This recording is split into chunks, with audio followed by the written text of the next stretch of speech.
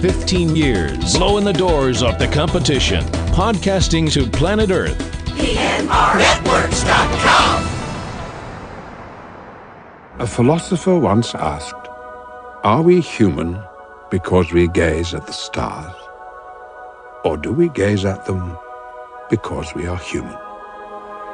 Pointless, really. Do the stars gaze back? Now that's the question. Cavebabble.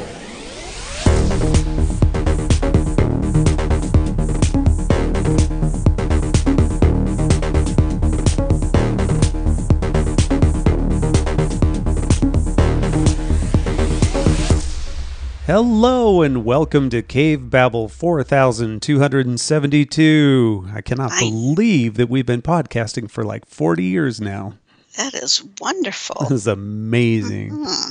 No, this is just episode 272. This week's episode, Stardust. This episode is brought to you by Hurling Things at Stars. Oh. That's right. You never know what will come down if you just chuck things at stars. That's right. That's right. Hi, everyone. I'm Eric. And I'm Valerie. Welcome to our podcast. Okay, that was it. Goodbye. About all we can do is introduce ourselves these days. So that's about all you can. That's all you can get out of us. Yeah.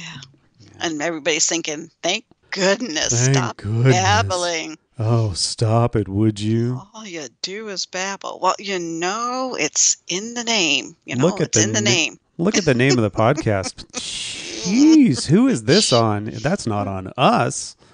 No. How are you doing, babe? You doing all right? Doing great.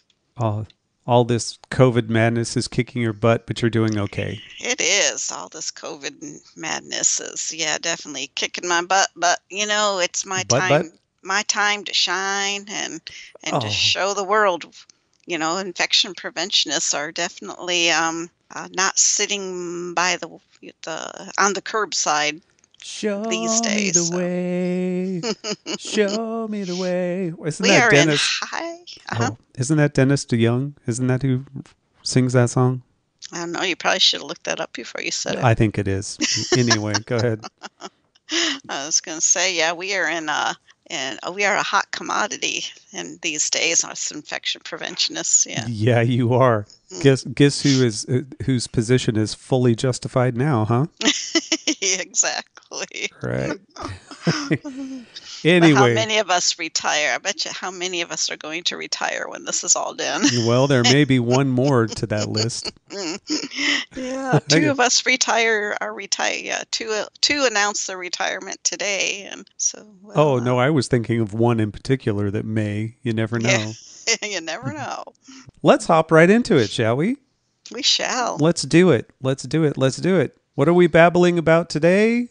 Something cool, something that'll take your mind off of all this nonsense. That's right. We are going back to 2007 for Stardust.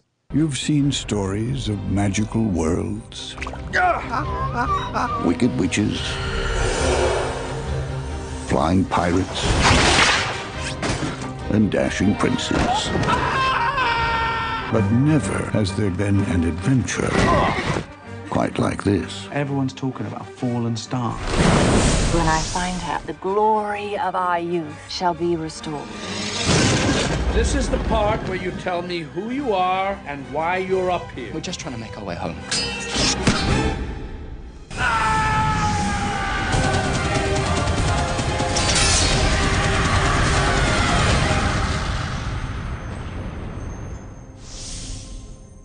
What a wonderful movie. Oh, directed by Matthew Vaughn, by the way, who went on to direct the Kingsman movies and Kick-Ass first, and then X-Men First Class also. So, yeah, he went on to what bigger and what some people think better things.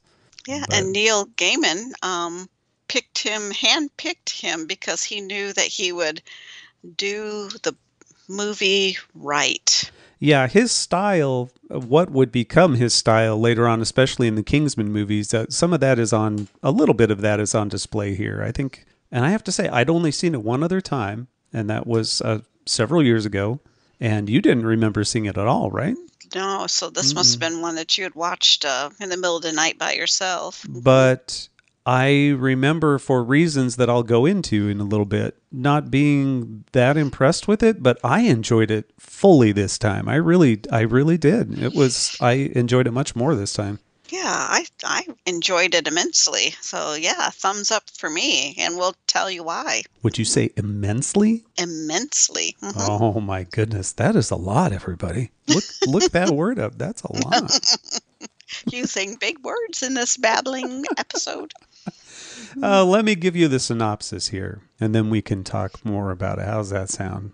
What is this movie about? In a countryside town bordering on a magical land, a young man makes a promise to his beloved that he'll retrieve a fallen star by venturing into the magical realm. Yep, that's what it's about. A philosopher once asked, Are we human because we gaze at the stars? Or do we gaze at them because we are human? Pointless, really. Do the stars gaze back? Now that's a question. That's a direct quote from this movie, and I give you a little bit of insight on what it's all about. From the narrator's point of view, did the narrator say that? Who was Ian McKellen, by the way? Ian McKellen, what a wonderful voice. Oh yeah, he has a very memorable voice, and yeah, he provides the voiceover a la Hitchhiker's Guide to the Galaxy. That's what it reminded me of. Yeah, very much so. Very much so. Very same style, but yeah, enjoyable. This is based on a novel by Neil Gaiman, and maybe part of my disappointment was that, I mean, it is like the novel, but like most things, I enjoyed the novel more. But having seen this now a second time, I really like it, so I don't know. Yeah, maybe because it was too soon after you reading the novel or something. Or I know that they changed. Yeah, like one of the things they changed was the main character's name. They call him Tristan, when in the book he's Tristram. Yeah, Tristram. Yeah, see, and that's why they changed it to Tristan, because people like me can't say it the other way, that extra R that doesn't belong. But they do use it at one time to kind of poke fun and partway through the movie. So it's just a straight up sweet classic fantasy tale that he wrote. Is not no big twists or anything. It's just kind of a sweet book. Yeah. So I guess it's in, Wikipedia says that it was in different style and tone from most of his fiction, and I have to agree. That is true. It said it was consciously written in the tradition of a pre-Tolkien English fantasy. So yeah, I can see that. Yeah. We'll get into a little bit of different. I won't go into great detail on the differences. There's just one in particular that kind of it just catches me as odd. But let's go through the cast first, and then we can talk a little bit about things like that. How does that sound? Sounds great. Let's do that. I am going to, let's see, I wrote these down in an order of stars, not on IMDb. They have it listed in order of appearance. So like Michelle Pfeiffer doesn't show up until way down the list, and I'm not doing them that way. And I think as we watched this, it surprised you just how many stars. I had forgotten. Big stars are in this movie. Or definitely memorable faces. I don't know, some big stars, some former big stars, and some that are, oh my goodness, he's in this too, or she's in, I forgot about that, type of thing. Starting with the narrator, Ian McKellen. We talked about him a little bit, and as I said, he plays the narrator, or this is not Hitchhiker's Guide, we swear. It's more like him, I mean, there's a lot of movies along that, I mean, there's Never-Ending Story is done as a narration, and so a lot of movies are done that, like a storybook, somebody telling a story, so I enjoy that. He has a great voice for audiobooks. We've actually listened to one of his the one with his voice, and that was the what is it, Chronicles of the Wolf, or what is the name of that thing, about the prehistoric boy who goes on a quest and there are wolves in it, and we listened to it on a trip one time, and Ian McKellen was the narrator for that, and wow, does his voice ever make a difference in an audio production? So distinctive, so distinctive. So, but anyway, he just does the narration. We have Claire Danes, who plays Yvain, the star. Up there's where this weird bloody necklace came out of nowhere and knocked it out of the heavens when it was minding its own business. And over there is where it landed. And right here, this is where it got hit by a magical flying moron. She's the star of this movie. Yeah. And you've got to watch this movie to figure out what we're talking about. That's right, because we will never let you know. You will hear the rest of this podcast and have no idea what she is. Would you say she's a fallen star? She really is, because she gets knocked by the king's jewels, right? Yeah. Boy, yeah. No, this is not a porno. This is truly a light children's tale. That's right. Not knocked up, knocked down. Right. Knocked down. Get your mind out of the gutters, people. Come on. Yeah, it's not those jewels. It truly is a jewel, a gem, a stone. I prefer Claire Danes when she's not dying in movies, like in Little Women. Oh. Claire Danes has this look. No one does concerned face quite like Claire Danes. Do you agree? I agree. She has this furrowed brow thing that she does a lot. And she does that part very well. I've always liked her. I've never had a problem with her. I've enjoyed her even in Terminator 3. I liked her. So, yep. You have any trivia on her? Eventually. She was born, she lived, and she hasn't died yet. Oh, I'm trying not to do that this time because we have so many strong actors and actresses in here. I didn't think we'd have time for me to do the soon dead gonna bite it. No, that's okay. We can go on to the next one. That's fine. We can talk more about them just as their characters. That's fine. Yeah. Next on the list is Charlie Cox playing Tristan Daredevil Thorne. Shot boy like me, I could never have imagined an adventure this big in order to have wished for it. I just thought I'd find some lump of celestial rock and take it home, and that would be it. Daredevil. And I'm very young. I didn't recognize that that's who that was until, you said, and then I could see it because he's very young in this movie, of course. See, and I should have caught it right away, and I had to look because it was driving me crazy. It's like, who is that? I know that. And he looks enough the same. He doesn't look that much different now than he did back then. Certainly not enough for me to not recognize him, but it had been some time since we haven't seen Daredevil in a long time. The Netflix series, he plays Daredevil. And he wasn't, I should say he was always the director's first choice, but the director had a hard time convincing the producers that that's who he wanted casted in that part, because the producers wanted a bigger name. They wanted Orlando Bloom, for example. But Matthew Vaughn really, once he got the other big star names, then the producers allowed him to go with at that time, a lesser known name. I think he was he was on a par with Claire Danes. One didn't overpower the other. Exactly. So it wasn't like, I'm Claire Danes and who are you? Yeah. Complemented each other. There's this Michelle Michelle Pfeiffer as Lamia. I had to look out. I had forgotten how they said her name. I was saying Lamia, and that was incorrect. It's Lamia. Lamia's name, the name is taken from a monster from Greek mythology, a Greek myth, but it's also the name of a city in central Greece. Of course it is, and I don't know how that's said either, obviously. So they only called her by name several times in the movie, so you would think that I would remember, but we watched this over a week ago, so we're lucky to remember any of it because we've slept since then. I hate when people say that. So do I. Yeah. I've slept since then. So let's not say that. Yeah. Too late. Already did. Oh. Michelle Pfeiffer is one of those that is good looking enough and well known enough that she can do whatever the heck she wants. At one point, she gets big saggy boobs. Because of a spell that goes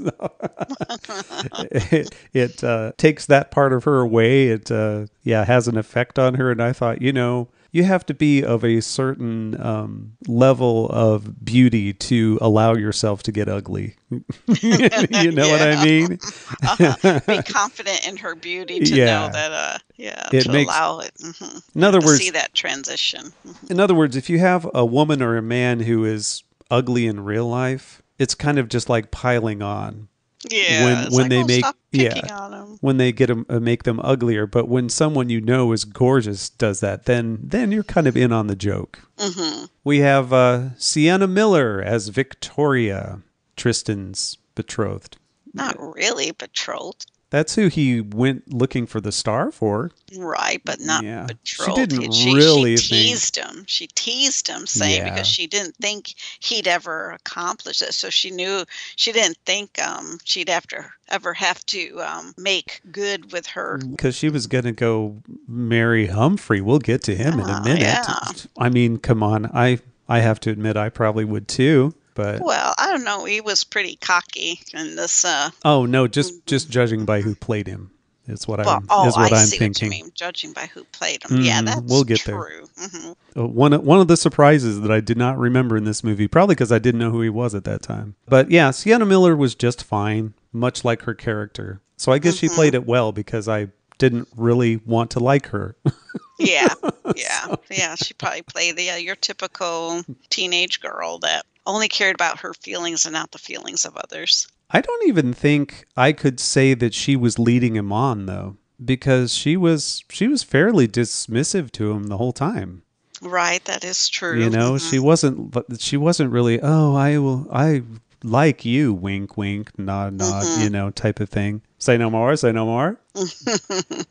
But she wasn't doing that, so I guess she was doing that. That's true. Fairly upfront with him. He was the one that was just, I will go to the ends of the earth for you. And she's like, well, no, don't do that. Yeah. Okay, let's move on to one that I really liked. Melanie Hill played Ditchwater Sal. Fallen star.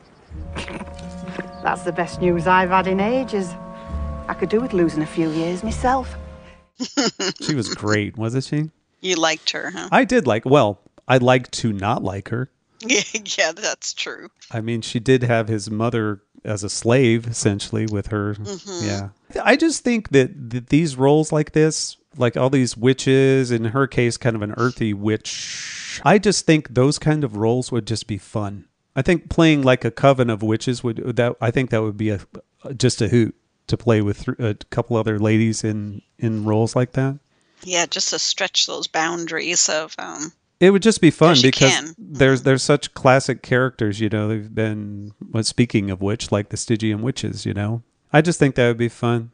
So, Eric, do we need to explore that? No, it just seems like they always have fun when they're doing, anytime there are witches, I mean, 3 women cackling it up and having a good time in makeup, it just looks like it's fun. Yeah, it does. You're just nasty. You just get to act nasty to each other and others around you, and it's all in good fun. So, yeah, I think that would be fun. I want to be a woman and a witch. Ditchwater Sal. That's what you can, that's episode 272. I want to be a woman and a witch. I'm going to quote you on that. Sorry, babe. I'm sorry that I have to bring it up to you this way. But I hate to, yeah. Oh, I just want you to be happy.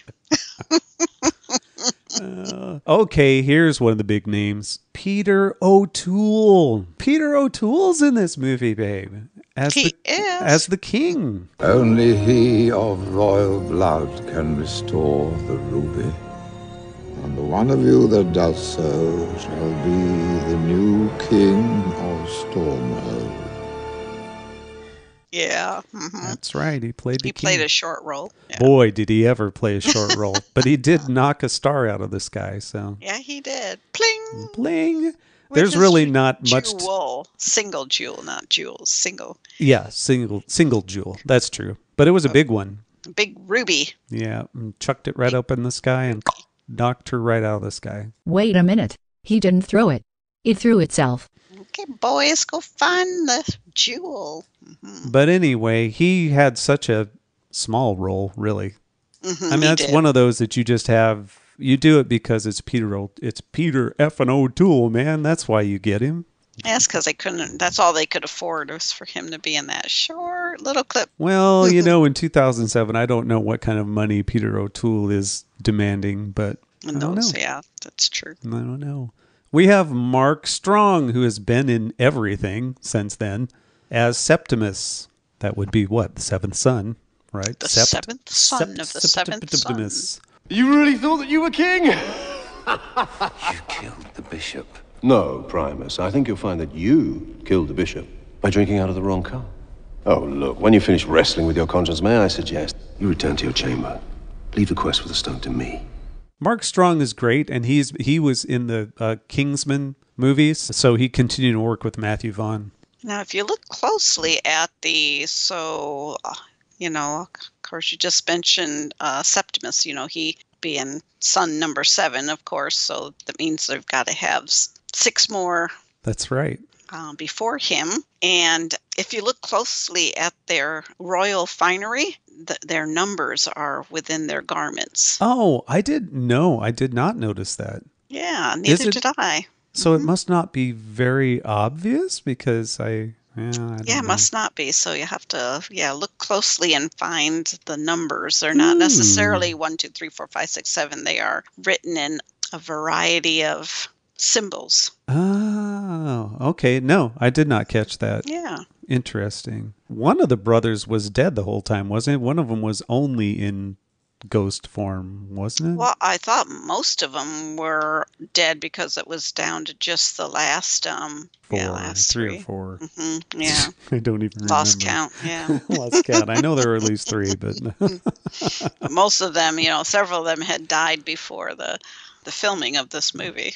One that had not died before the filming of this movie was the Jason Fleming, who played Primus. Until my brother is dead, I have vowed to drink only my own wine. Though my friend in the stables might be glad of a drop. As I call him, an extraordinary gentleman. The reason I say that is that he played in The League of Extraordinary Gentlemen as Jekyll and Hyde. Did you know, during this movie, whenever Primus is seen traveling on his quest for the stone, he's alone. Because, Primus is... Because he's alone, right. Yeah. But whenever Septimus... Now, here's another thing for people to look for. Whenever Septimus is on his quest, he's always accompanied by 6 servants, making a total of 7 for his group. Of course. But do you count the horse pulling the carriage? No. Because he's a beast of burden, not a... Primus really wasn't alone. And for a while, he had Tristan with him. But was he traveling when he had Tristan with him? Yeah, he got up on his... he was on high there horse. with him. Got up on his high horse. He got up on his high carriage and went with him. His high wagon. Okay, now we get to Humphrey. Who played Humphrey? My sword is bigger than yours, Humphrey? Henry Cavill. Tristan Thorne. Shop boy by day, peeping Tom by night. Is there no end to your charms? Ow! Superman played him. Yeah, so no wonder Victoria. And they all, even though it was, 13 years ago was quite a while, but some of these actors look like babies. Henry Cavill looked young. Yeah, and he did, and almost to the point, like you said, that we didn't recognize him. And this is pre-incredible workout Henry Cavill, too, so he wasn't nearly the size that he is now. But, playing Superman makes you work out a lot harder. I know that's how it has been for me. Yeah, that's what you've had to do after you got done, transitioning from a woman witch to, Superman. I can understand why they casted me because I'm already in exceptional shape. Yeah. But since being cast as Superman, I've just, seriously, I would be embarrassed to be seen the way I am right now. Yeah. You just didn't have to work out as hard for Superman as you did the witch, huh? Yeah, you think I had to work out. Whoa, when I was a witch, I really had to work out. You were buff. Okay, speaking of witches, Sarah Alexander played Empusa. How would you like to have your name be Empusa? I wouldn't. It sounds too much like pus, doesn't it? Yeah, it does. Empusa. Like putrid. But like putrid. There you go. Perfect name for a witch. Yeah, and Joanna Scanlon plays Mormo, the other witch of the coven. Again, I bet those women had the time of their lives. So here, Pusa was a creature sent down by the goddess. Oh no, how do I say? Yeah. He-cat. He-cat. Hecate. A he-cat. The goddess He-cat. He-cat. travelers. If you can't say it right, just really butcher it is what I say. He cat. Hecate. There you go. But Lamia and Mormo were demons who ate children.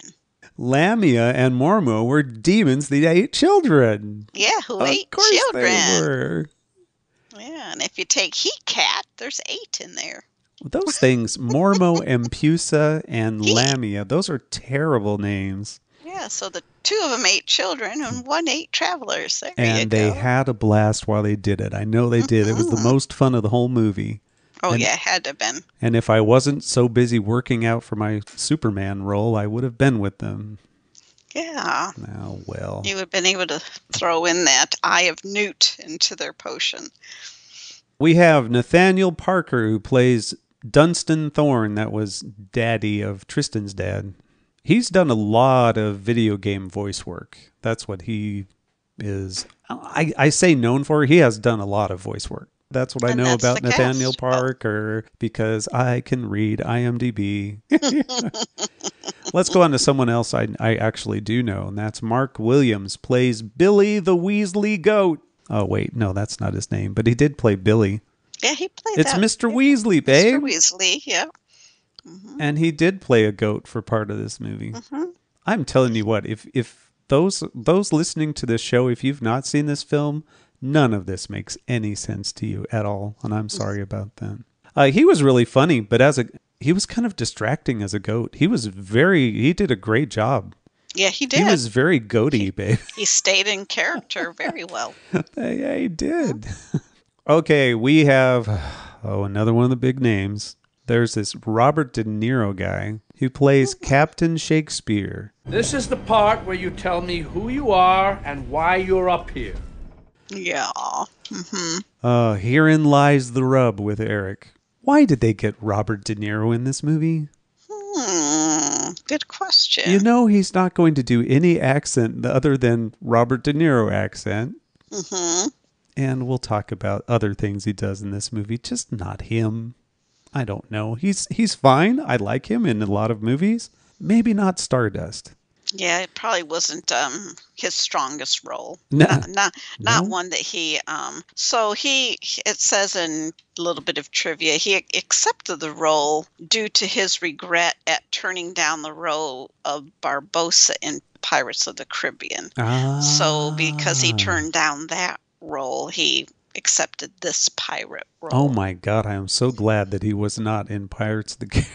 Yeah, I'm glad he wasn't. I'm glad that he didn't play Barbossa. Yeah, that would have changed that entire. You know, he would have just used his regular accent throughout that whole movie. Can you imagine a pirate movie with Robert De Niro sounding like he comes from New York? Yeah. Mm-hmm. No. No. I'm not buying that. We'll talk a little bit more about Captain Shakespeare here in just a few minutes. But we have to talk about Ricky Gervais. He's in this movie. He plays Ferdy the Fence. 200. Okay. You're having a laugh. Have you had your head in that? Has he been staying up where the air's too thin? You're being very rude. Not anymore. He's in there strictly for comedic relief, right? Comedy relief. Right. And most of his lines were ad-libbed. Oh, yeah, you kind of got that feeling, didn't you? He was pretty funny. I mean, he was being Ricky Gervais. That's what he does. It just sounded like him. But yeah, I got a kick, especially when Lamia, I almost said Lamia, messed with his voice. So that, yeah, I thought it was pretty funny. And finally, the last one I will mention is Rupert Everett, who plays Secundus. I see the kingdom, Father. Whole of Stormhold. And my kingdom? Who was a ghost the entire movie. Yeah. I've always liked him as well. I haven't seen him in anything recently, but yeah, I've always liked him. And anyway, there are quite a few people in this movie that we all know. Yes, they kept popping up. It's like, oh my goodness. Oh my goodness. You know, it's like, I don't remember that being in. Yeah, because you had seen it before, and you said, I don't remember this having that many stars. I do not. I didn't. Well, no, back in 2007, I was paying attention to that sort of thing. But yeah, because I was just a year before we started the podcast, and I was definitely into movies then, but nope. I don't remember half the people in this movie. Half the people that are in it were in it. So, that were, yeah. Yeah. That Yeah, played that, parts. whatever that was supposed to be that I said. Yeah. I didn't. We all knew what you meant. Pleasantly surprised. Yeah. All right, let's talk about Wall. First of all, it's just this town in the middle of nowhere, but in the book, it is much different at the beginning than this movie. Is it? In the book, every 9 years, the town interacts with that fairy world in this magical market. And that's just like the beginning of the movie, except there's this intertwining every 9 years where the fairy world is available to us. And that was one of what I thought was one of the cooler concepts of the book was this. Oh, there's this convergence every 9 years. And everyone comes out and is all excited and they all intermingle and they have this fair in this market and everything, and then they separate again. Didn't discuss that at all and show that at all. Just a little bit of snippet when obviously humans and spirit fairies got together because that's how Tristan came about. Right, exactly. Mm-hmm. But it was just, fake out the old man and then run over to the fairyland. See, right, and that's how Tristan came about because, he faked out the guard and... Right, his dad, who was, what was his name? Dunstan Thorne. Yeah. And then, gave nothing that it happened every 9 years because Tristan was how old when he then... went across the wall. He was old enough to be interested in girls. That's a lot older than 9. Yeah, they said how many years went by. He was a teenager anyway. And I think it was, 16, 18, something like that. Yeah. I don't know why they changed that part, but that's okay. All I know is they got together and there were like tiny elephants and a jar of eyeballs that you could, could get. Buy a jar of eyeballs. Well, that could be the eye of Newt. Yeah. The only thing more fun than bottle of Newt eyes. The only thing more fun than dressing like a witch and interacting with a coven would be to make things like jars of eyeballs for sets. I think that would be a lot of fun. I also think that I like the currency there because you can get a flower for a kiss. That's not so bad. Yeah, that was kind of cool. And then it brought you protection for the rest of the period of time that you wore it. So that was wonderful. Now, did you think that flower was a sculpture? Was a little sculpted flower? I thought it was a real flower. When it was first handed to him, I thought it was a real flower. So obviously it was like a brooch or a... Yeah, right. Because then it's not. Because then it's right. Yeah. So you have this kingdom, the magical kingdom, which is what Stormhold. That's the name of the. You have the king with the sons, and the whole idea of this royal family is they gain power by killing each other off. And I guess there's a long history of that because isn't that what Peter O'Toole, the king, had said that he had gotten it by killing off his brothers? Yeah. Mm-hmm. So. Well, the surviving heir, because that's how the surviving heir, the last surviving heir is the one that takes over the. So that's what you have. You have the 7 brothers. Well, eventually down to just 3, I guess, is all we see, right? Yeah, because it is. Yep, you've got to kill off all the others so that the strongest one, the last one standing, is obviously the strongest one and has won the rights to rule. Mm-hmm. Yeah. But now we had to speed this up because O'Toole was dying, so the king was dying. So they had to knock each other off quick, which was pretty funny, and it's even funnier because they do come back as spirits. Well, they didn't have to knock themselves off. He said, "Okay, whoever brings back my jewel." Well, but he knows what they're going to do, right? Yeah, I guess so. Yeah. Yes, he did. That's when he chucked the jewel and knocked the star out of the sky, not meaning to knock a star out of the sky, I guess, but just throwing it across the land, and then they have to go quest to go get it. Again, he didn't throw it. Are you sure you watched this movie? And I guess it wasn't just strength, it was cunning too. So the person who wins not only would be strong, but cunning. Because the first thing you see is one of the sons pushing the other son out the window. Oh, look, the gem's floating. Look, it's going. He threw it far into the sky. Go look. How would you even do that? You know the general direction? Where he threw the gem? Yeah. How are you going to find that? Only in Fantasyland does that work. Well, first of all, only in Fantasyland can you throw a gem across the kingdom, but... And knock a star out and of the knock sky. a star out of the sky, right? But Have the star be a beautiful woman. Man, if you could do that, can you imagine? I need a new wife. Bam, throw a star, knock it there. Hi, wife. Yeah. Wow. Wait, can we do that from husbands too? Let's see. What do Sure. we have to Why throw not? in the sky to knock down a... You don't have a husband anymore. I'm a witch. I'm a Oh, female. that's right. I'm a woman witch. Yeah. I'm a witch woman. Which woman? Okay, I have a question about deathbeds. Okay. Okay. And this is a very serious question for you. We always have these scenes in this type of movie, anything with succession, where the elderly king or queen or whomever is in their deathbed and you just have family hanging around just waiting for them to die, waiting for their final thoughts. Is this a thing that truly has happened over and over again over the years? Well, it happens all the time when somebody is dying. Their family gather around and hold their hand and are there. Well, they take their last breath. Well, no, I'm not questioning that. I'm thinking more along the lines of we're waiting for their last breath so that we know that what we're supposed to do from here on out. It's like, so that we can implement the next chapter of rulership. Is that what it is? I want son number 3 to be king. Oh, and then they die. Oh, okay, it's declared. Yeah, you would hope that they would have that all in writing before they took their last breath. Yeah, they did. Oh, come on.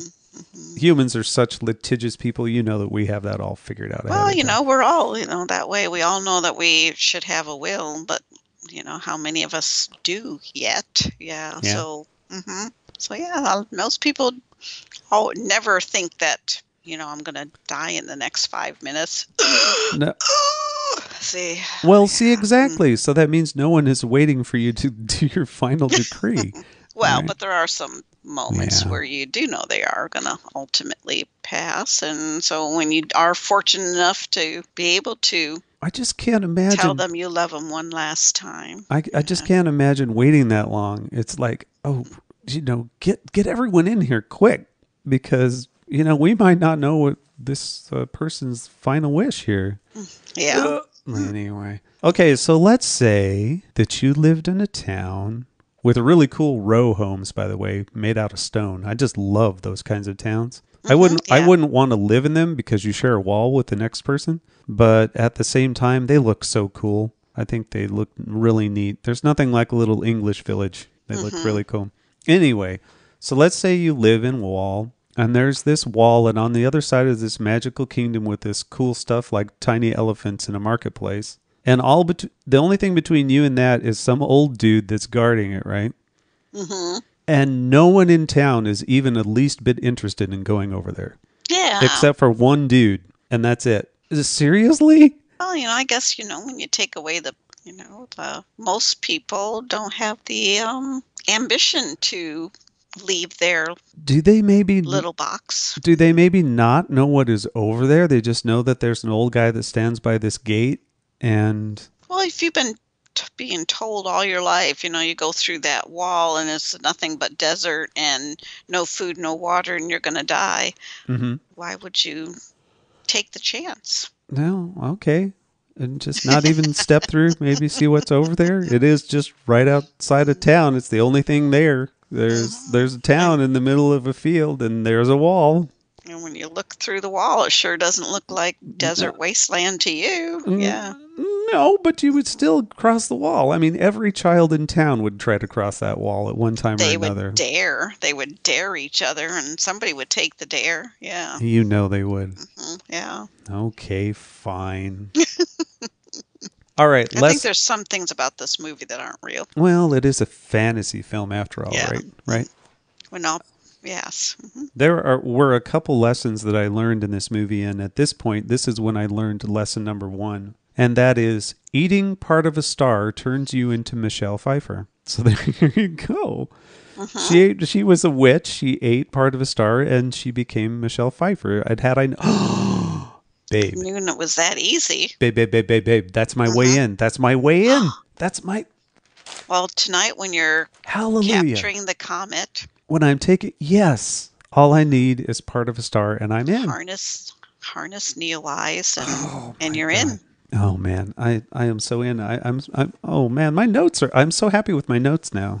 Mm-hmm. Now just figure out how to do that. So if you capture it and you take a photo and finally print the photo and you eat that photo, does that count? Yeah.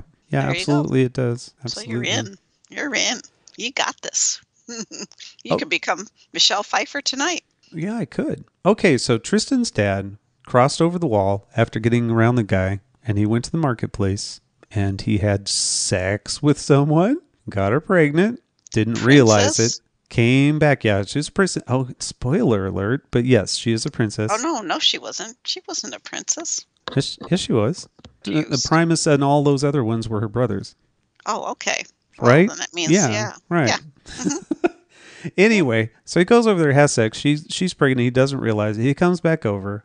She, after having the baby, she sends it over the wall and said, "Here you go. Here's your son. I don't want it.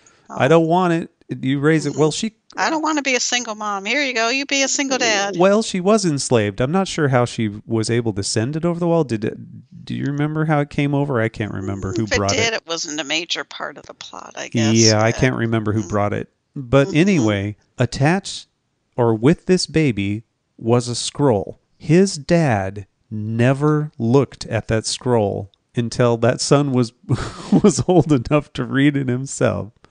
And he gave it to him, and he did not read it the entire time for like 17 years. Seriously? Could you do that? Well, it didn't have his name on it. You know, it was illegal to read somebody else's mail. Yeah, but it just had a... Oh, no. You know this wouldn't handle. You know this wouldn't Maybe work, it had right? a spell on it. Maybe it had a spell that he wasn't able to open it, and only the person who bore the name on the scroll was capable once he had reached of a certain age. Oh, no. See? I think Dad... Magic. I think Dad even opened it for him and handed it to him. I don't remember. You ready for lesson number 2? Lesson number 2. Black candles teleport you across walls and on top of stars. Cool. We better get some black candles. As a Babylon candle, for those of you wanting to teleport on top of a star. Literally, no, he was transported and landed on top of her. But you had to think about where you were wanting to go. That was part of it, too. You had to... But he was wanting to go to his mother. I know, but he thought about something else instead, and that's why he landed. Well, he was wanting to go to his mother, but then he was thinking of Victoria, and that's how he ended up on the star. Because he knew he needed the star, because he told her he would bring it back for her. So does that make sense? You know, but now we can't tell this whole story because we want the listeners to watch this movie, don't we? Yes, but let's say you were a star. Imagine you were a star. You're just sitting there twinkling, doing your thing. I'm not quite sure what stars do in the fantasy realm, but apparently they look like women. They shine. She shimmers. Yeah. Yes, she shimmers, right. She shines. She glows. Mm-hmm. A gem comes out of nowhere and hits you, and you fall to earth in a big old fire. It was like a meteorite hitting, laid waste to a bunch of forest and was in a crater that turned to glass. Kind of.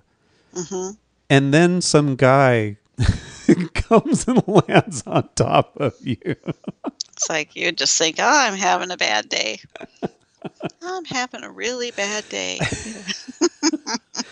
No wonder she was pissed. And I was wondering how long they were going to have him dragging her around on the chain. I thought, this isn't very cool. He's not being a nice guy. I don't really like him when he's doing this.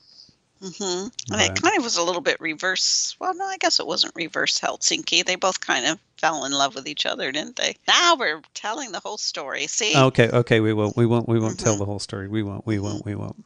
Michelle Pfeiffer in this film not only had to go through the process of them giving her saggy boobs in one part. She has to ride around on a cart that is pulled by 2 goats. At what point in your career when you're like, now I know I've made it. I'm in a scene in this being pulled around by 2 goats.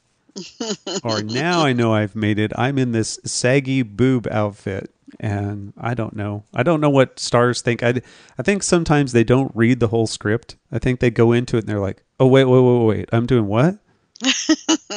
Seriously? That's what was that in the script that you gave me? I don't remember that part. It's like, okay, I'll go with it. I'm gonna have to talk to my agent about this, but like I said, the highlight of her career was when I rode on a chariot pulled by 2 goats.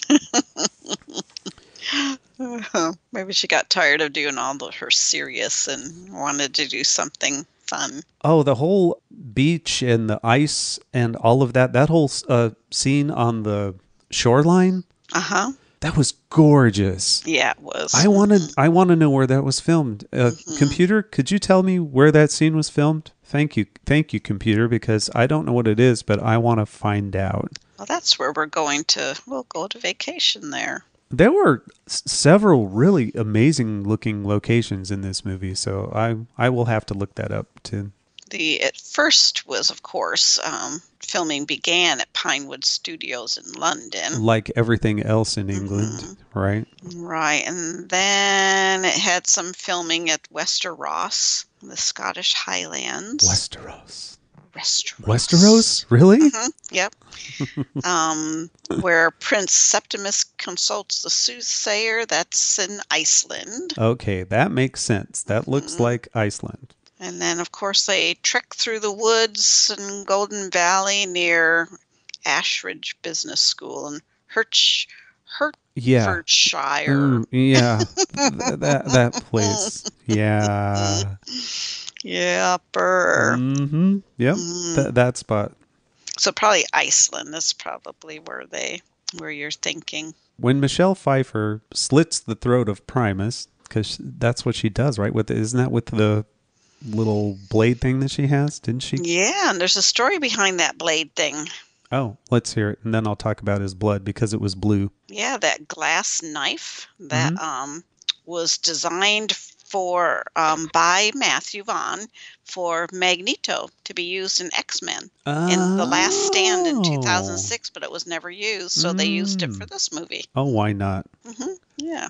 That was kind of a cool blade. I liked it. Yeah, it was. But anyway, his blood was blue, and that's when you know you're watching a PG-13 film. Yeah. Is when they have blue blood. Because, fairyland. Oh, he's royalty. He's a blue blood. Royalty has blue blood, right? That's how you know you're of royal blood, because it's blue. Means it's not oxygenated. Oh, wait, no, that's... Yeah. You turn blue. Yeah, that's because of inbreeding. That's why. Inbreeding, exactly. That's why they had hemophilia. Once again, I'm struck by how apparently easy it is to attach horns to horses and make them unicorns. It didn't shake at all, unlike in Legend, the Ridley Scott movie Legend, where as the horse is running in slow motion, the horn's going ding, is kind of wobbling around a little bit. Well, in this movie, with all the stars that they had, of course they got a real unicorn. So that's why the horn didn't wobble. No. Because we had the real unicorn in this movie. No, they used a nail gun. You know they did. Oh, a nail gun. No, they didn't. 2007 is when you have the animal rights people watching out for it. So they had to use a new... Okay, fine. Unicorn. They made them use staples instead. Fine. Super glue. Yeah. All right, let's talk a little bit about Robert De Niro, just because I have to. Oh, yeah. Oh. I wonder if he cringes when he watches this movie. The only thing... Is he proud of what he did in this movie? I don't know. The only thing worse than having Robert De Niro play that role with his...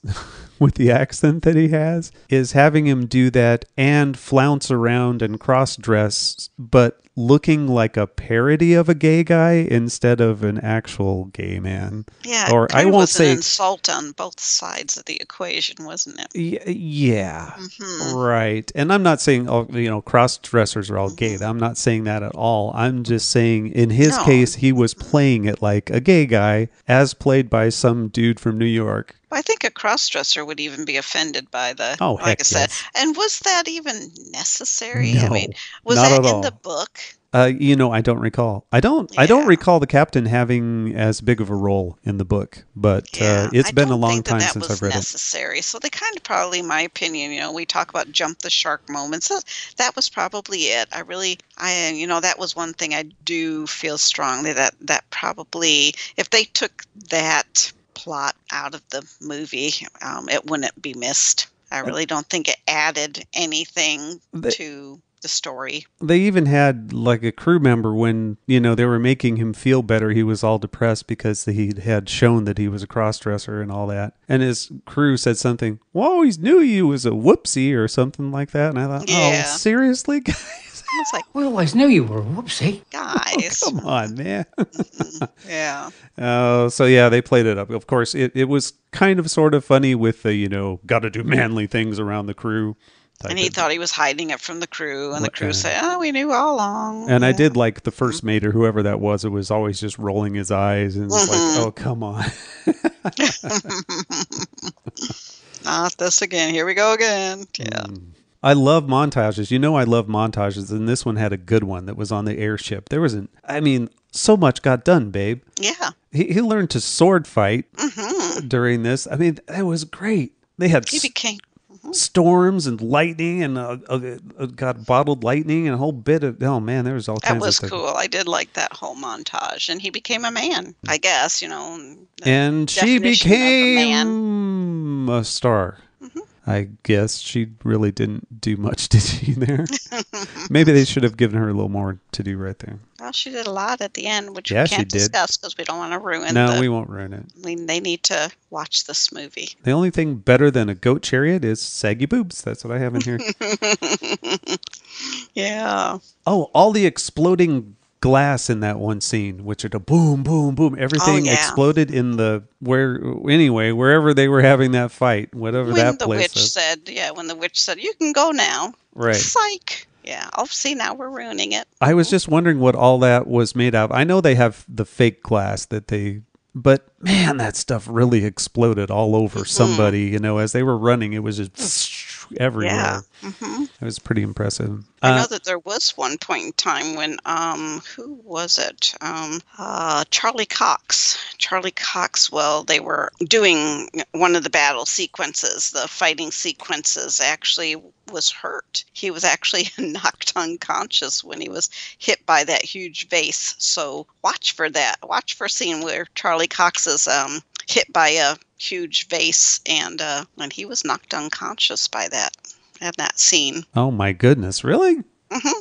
The last thing I want to mention is the music, because it had, how do I describe it? It's like I caught themes in it that I swear were either from other productions or I know it from this movie. There were several moments where I thought, oh, I know that theme. Maybe it was because you'd watched it before. But I couldn't quite place what it was from. The music is, let's see, looks like Ilan, I-L-A-N, Ilan Eshkeri. I don't know. He's a British composer, and I'm sure he's done lots of fantastic films that I don't know. But yeah, he did the Reign of Fire soundtrack. Oh, interesting. I'm very interested in hearing the soundtrack to this because I want to hear some of those themes and say, whoa, and, zero in on it and see if I know them from something or if it was just his. I don't know. Anyway, yeah. I enjoyed the score. It was good. Mm-hmm. Yeah, it was. Mm-hmm. Sometimes the music will take you out of the, it's distracting. But this one, the music was not distracting at all. It enhanced it. But yet it didn't, I say suffer. It's not so much suffer because the films are known for it. But like the theme, like in Lawrence of Arabia, you hear that same theme done about 5, 6, 7, 8, 9, 10 different ways. Mm-hmm. But they play that same theme throughout the film. That it shows up in all kinds of moments. They didn't have that here. Don't remember hearing a main theme over and over and over again. It was good incidental music throughout. Anyway, yeah, and that's about it. we won't spoil any more than that. Go watch the movie. You'll enjoy it. Yeah, like I said, I don't think, we probably didn't. I don't know if we tempted your taste buds enough to, but really, I think if you're just wanting something lighthearted to take your mind off of all the worries of the world, this movie will do it. Well, I just assume everyone who sees the title of our podcast says, oh, I got to go watch this now. And they go watch it real fast so that they can then listen to our podcast. I'm sure that's what you all do, right? Well, you would think by now that they would, because Russell. But then again, because I would think that people know we spoil, but we also do give things, now watch for this, watch for that. So it's kind of a catch-22. If you don't listen to our podcast till after you've watched the movie, then you don't know to look for what we told you to look for. Russell, you should be watching this right now. Yes, Russell. Anthony, if you were listening to this podcast, you need to as well. Brian, over in Ireland, in Northern Ireland, I think, is where he's from. Yeah, you should be watching this. They have. I'm sure all three of them have already seen this movie. I think so. I'd like to know. Have you guys, email us and let us know if you've seen this. I'd be curious what you think of this movie. Oh, surely being based on Neil Gaiman, with Russell especially being such a fan of Neil Gaiman's work, I'm sure that he's seen this movie. I don't know. Have you? Yeah, have you? Let us know. Let us know. If you'd like to share your thoughts on Stardust, let us know this way. Cavebabble@gmail.com. Or head on over to cavebabble.com and see a list of our shows on our blog. You may also join our Facebook group. Search for Pave Cavebabble. Pave Cavill? I haven't done this in a while, man. Search for Cavebabble Podcast and we will accept you. Valerie is very accepting. I'm not very accepting, but Valerie loves everyone. Well, you're a witch. Wow. Fine. I'll get my chariot with my goats and leave you in the dust. No, but you. Yeah. But you. Okay, finally, subscribe to us on iTunes, Cavebabble Podcast. And if you like what you hear, or even if you don't like what you hear, let us know. Yeah, tell us what you didn't like so we can improve. Give us a review on iTunes. They would be very surprised if you do. Maybe we're a mumbler. Yeah, no, they'd be very surprised. Do we even have any listeners? I know. Yes. Here's a who. I have the download numbers. There are listeners out there. People listen to us. Oh, I love you. Mm-hmm. Thank you for listening. Thank you for listening, and I'm sorry we aren't supporting you well enough by being recording more often. So. Yeah, we do need to do that so that they know what to watch next. Yeah, I mean, these poor people, they don't know what to watch next. Okay. We'll just get out of here. Just remember, if you live in a small town and there's a wall outside of that town, go through it. Yeah. Please, just go see what's on the other side. Take an adventure. That old guy should be easy. I mean, he is pretty tough. Get pregnant or impregnate someone. Impregnate someone. You will get that child back. We promise that child will come back to you. It'll come back to you. With a note, but God damn it, don't read that note, okay? That's what children do. They come back to you. Yeah. Ooh, I said the GD word. I'm sorry. Uh-oh. I know. Thank you. All right, wow. You can say GD, can't you, in a family-friendly podcast? We can do whatever we want. It's our show, but then I don't have to put any sort of a rating on it. So anyway, thank you, everyone, for all the downloads and listens. And until next week, we're out of here. Goodbye. Cavebabble.